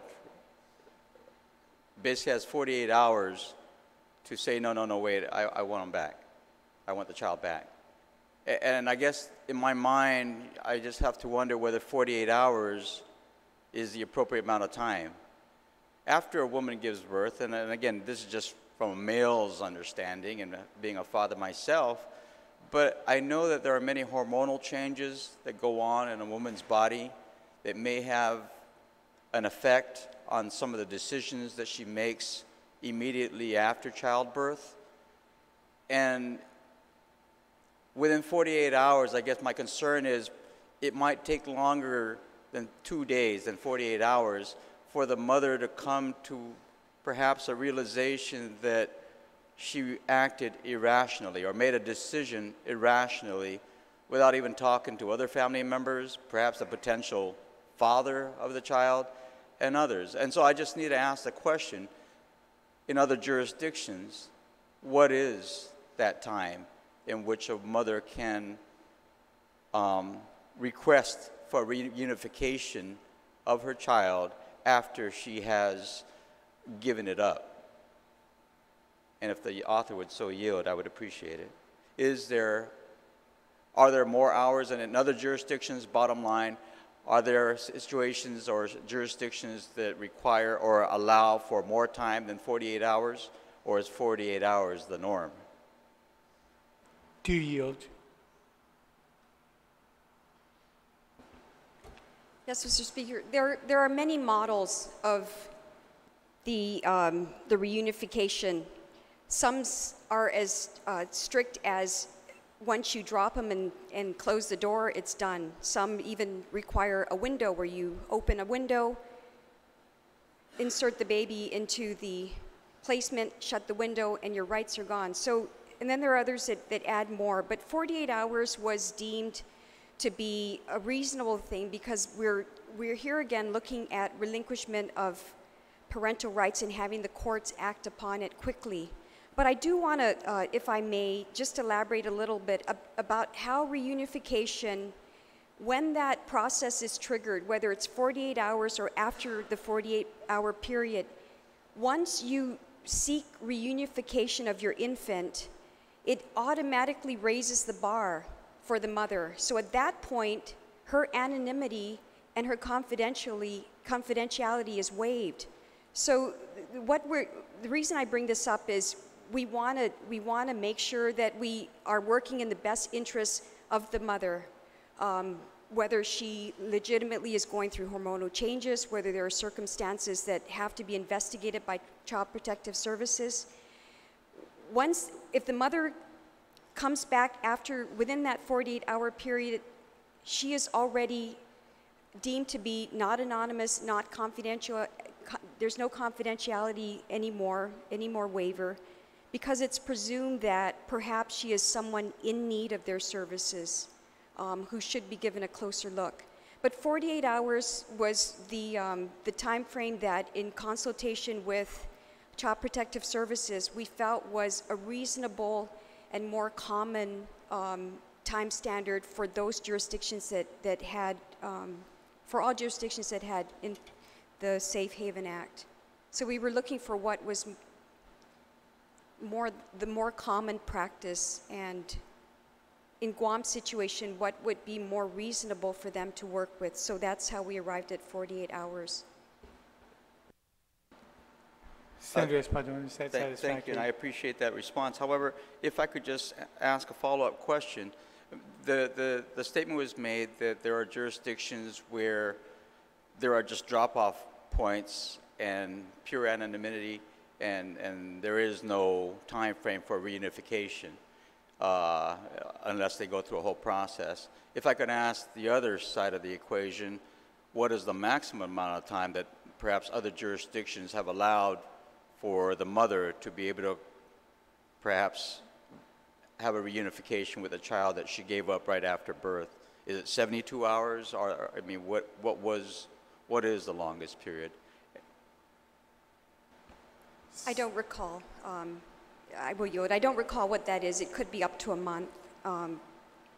But then I also want to point out that reunification, also the ability of a parent to seek reunification with their child, even when the adoptive process is already initiated, is still protected under the statute, section 13506, that even after the 48-hour period, the parent, whether it's the mother the biological mother who relinquished, or the person asserting to be the parent, the father, that all those rights to reunite with the child are still preserved under other statutes in Guam law. So this does not take away the parent's right to reunify with their child even after the 48-hour period and even after adoptive proceedings have been initiated with the court system. And I appreciate that. And again, I was not present, but I did watch it from my office, the whole public hearing process. And yes, for the most part, the testimony was in favor of this, and by the agencies that were mentioned, Child Protective Services, the Attorney General's office, and whatnot. I do just have a little bit of a concern about that 48-hour window, because we do know, at least I do know, that right after childbirth, or maybe even during the last days of the pregnancy before the childbirth, there are many emotional decisions or thoughts that come into the mother's mind, not only just on the health of the child, but on the life altogether of the family unit. and whatnot. And sometimes even that pressure, especially for a young person who might feel that I'm going to give this child away and be in the best interest of the child, and I don't want anybody else to know about it. And there have been situations like that on this island where nobody in the family knew about the pregnancy. Whether 48 hours, whether 2 days, an appropriate amount of time to allow the mother to perhaps come to, and I'll say it, but I don't mean it in a certain way, but come to her senses of what she really wants for her and her child. And I have a concern about just that time frame. I agree with the whole intention of really taking care of the newborn child and the need to expeditiously move this through the system so the newborn can be taken care of as well as possible. But I also have a concern for the mental state of the mother right after childbirth or right up to the days leading up to the birth, and whether 48 hours is enough time for her to really understand what that decision means in her life, the life of her whole family, as well and as importantly in the life of this child. But that being said, that is my concern. Thank you, Mr. Speaker. Thank you, Senator. Any other senator wish to be heard? Senator Nelson, you're recognized. Thank you, Mr. Speaker. I want to thank the author of this bill. This is a bill that's long overdue. And in the course of this term, we have seen a lot of social challenges that exist on our island, and many of them have to deal with the suffering of the innocents, the suffering of the children. And so I appreciate this legislation. I know it was discussed, but I wanted to again reiterate, or perhaps have a question for the author if she would yield, about the role of the father's decision for the Safe Haven Act. Do you yield, Senator? Is there a position that the father can take if the mother decides to move forward with giving up the baby as prescribed in the bill? Yes, I will yield.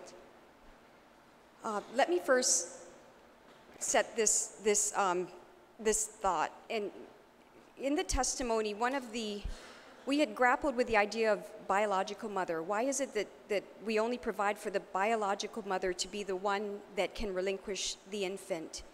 And the reason for that is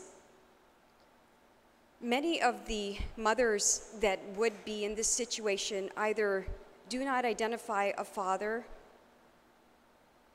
don't have a father that is known to them. And so that was predominantly why we tried to make it as easy for them. But notwithstanding that, though, within the 48-hour period, one of the conditions before a court relinquishes custody to Child Protective Services is they also have to check with the Guam Police Department to ensure that there's no missing child report filed by a father. So the father can intervene even in that small window. If, for example, his wife or his girlfriend did something against his will and he clearly identifies as the father. So even within that period, he has the ability to intervene.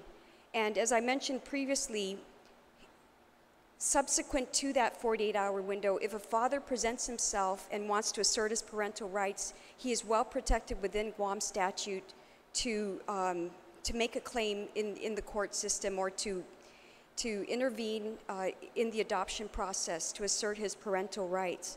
So the father is not out of the picture, but again, the reason that it was written this way, and we grappled with that idea of why just a biological mother? Why not allow an auntie or a grandmother or a sister, somebody to bring a child?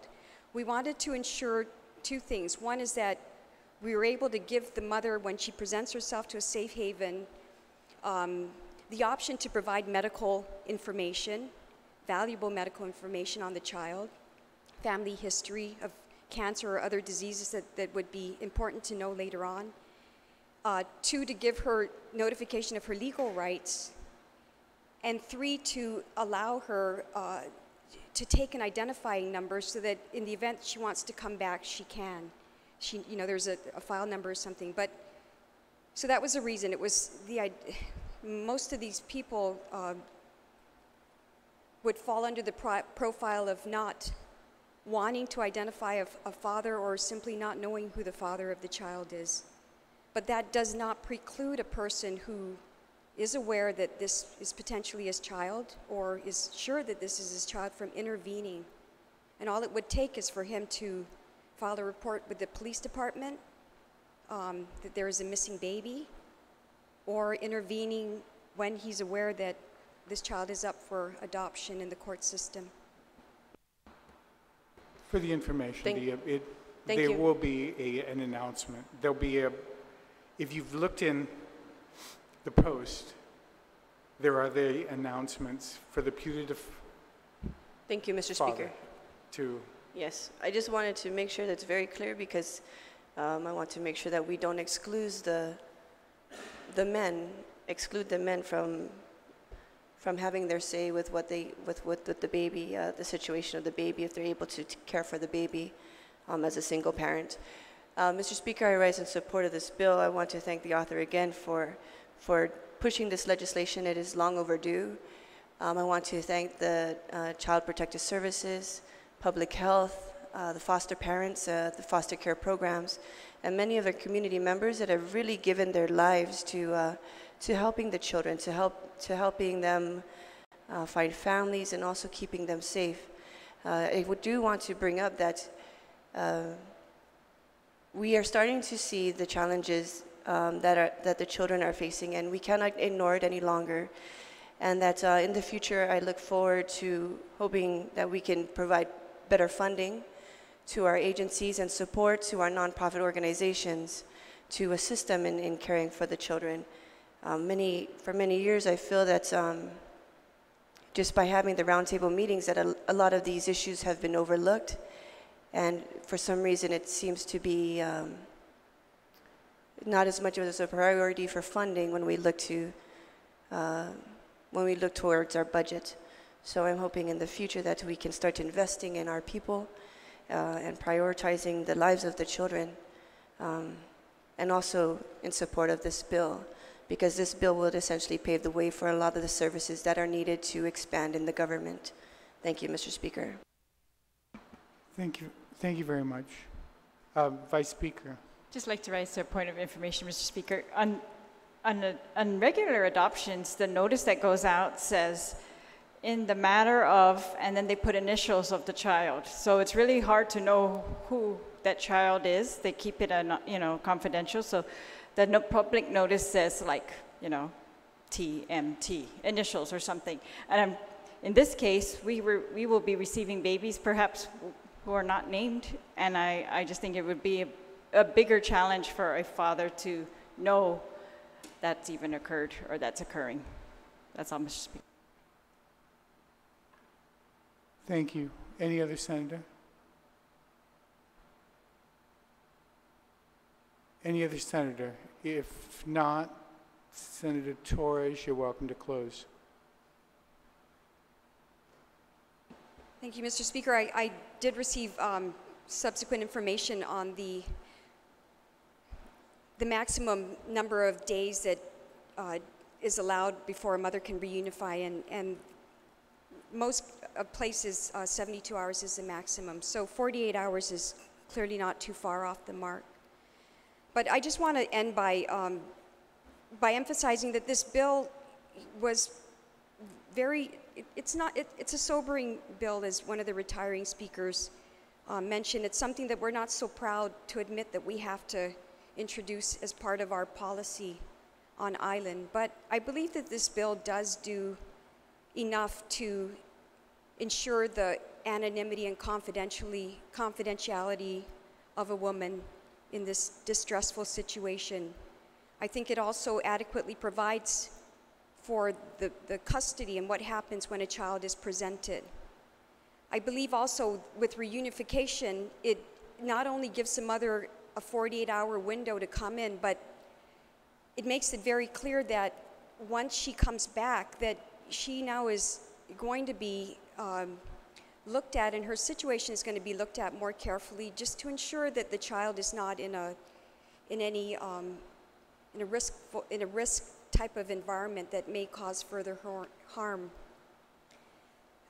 It also very clearly spells out the duties of the authorized safe haven personnel and gives them the liability protection similar to what is already contained in the Child Protective Services Act. But I want to just emphasize also that we have to look at things from a different perspective, and while we're working within our system to ensure that there are enough services for our population, that this type of bill does not take away the responsibility and the moral and ethical obligation of a woman to protect her child. So the Safe Haven Act does not protect a woman who abuses a child from relinquishing her parental obligations. Any child who is presented who has been harmed in some way, deemed to have been abused by the terms of our statute, will not fall under Safe Haven. Safe Haven is also very specific about where you can bring a child, who can receive the child, and then the process that follows from there. But, you know, we just hope that with measures like this, if and when this situation presents itself, that there is an avenue for a life to be saved, for a woman to make good by what was otherwise an unfortunate or misfortunate circumstance that led up to her having to give her child up. But I want to thank all my colleagues for your favorable testimony, and I want to also move to add two colleagues in particular who worked very closely with me in this, who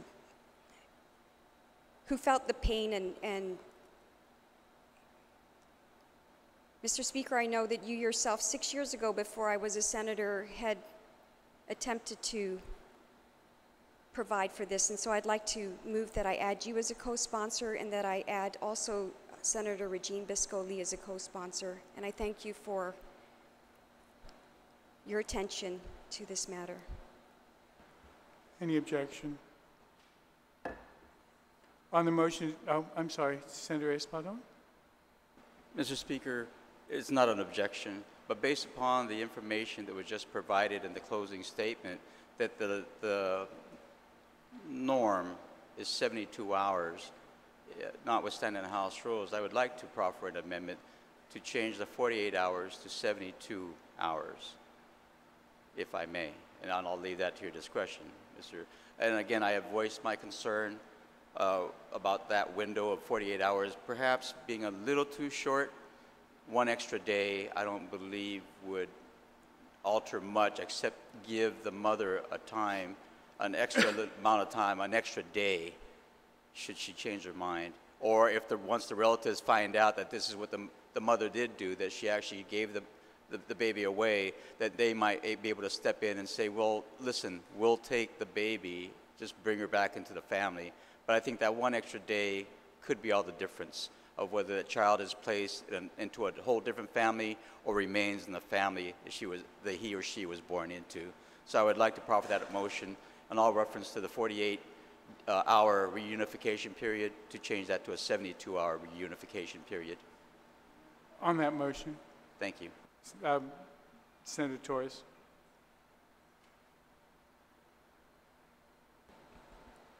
Mr. Speaker, I respectfully object to the motion, and the reason I do is perhaps I misspoke. 48 hours is more the norm. I was addressing what was the longest period that we were able to identify, and 72 hours was there were a few instances where 72 hours was the timeline, but the 48 hours is predominantly the timeline for safe havens. So I would recommend that we go within what is the norm, which is 48 hours. All right, there's been an objection to, anybody else on the amendment? On the amendment to change 48 to 72? On the amendment to change 48 to 72? There's been an objection. All those in favor of amending it to read 72, please indicate by raising your hand.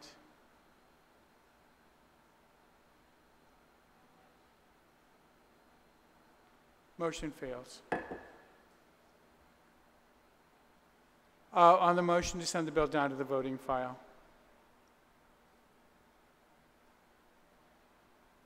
No objection. Let's recess for lunch until 2.